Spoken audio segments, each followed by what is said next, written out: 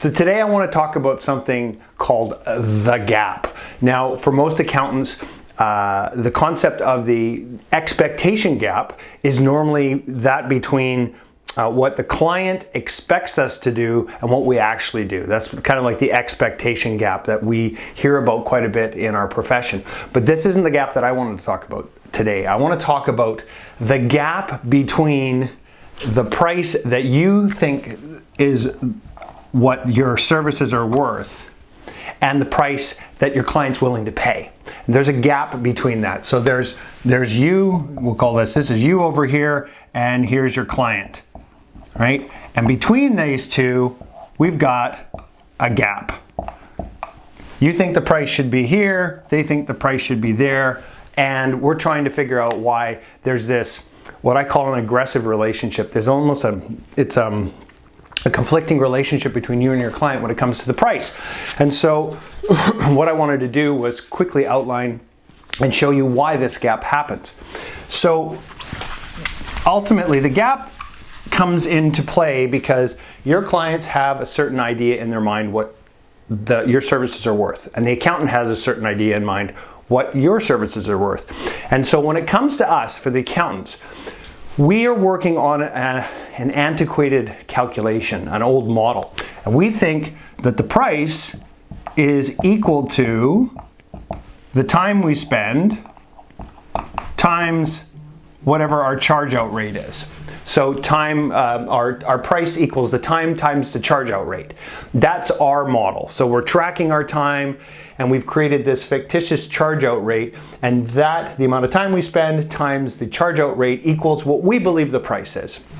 Now the client, on the other hand, they believe, and they rightfully believe and see that the price is actually equal to the value they receive. And the value they receive is not contingent upon how much time you spend or whatever you think your chargeable rate is.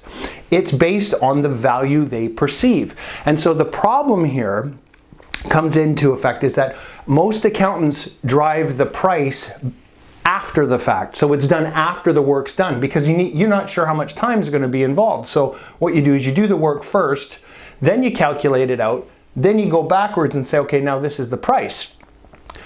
Which is why we have this gap between us and our clients. It's because we don't even know what the price is before we start. The client, on the other hand, if we actually talked to them before we actually did the work and determined what they saw as the value, and that's the conversation you really want to have, and that's what I do in the accountant success formula is I show my clients, my accounting firm clients, how to have that conversation to determine what the value is prior to, and then you agree to the price ahead of time before you even start.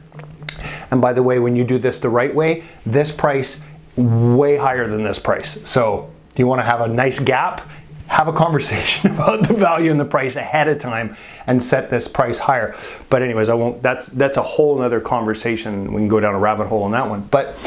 But here's the thing I want to emphasize again. There's a gap between you and your clients, this expectation gap in terms of the price. And why is that? It's because the old model that accountants are using, which is the time-based model, is outdated. It's literally, I believe it's oppressive. That's why I call that in the book that I wrote is Freeing Today's Accountant from an Oppressive Business Model. This creates all sorts of stress and headaches, not only for the accountant, but for the client and your staff. I mean, the staff are stressed out because they have to make sure that this equation works within what you think it should be. And anyways, we'll go down that line.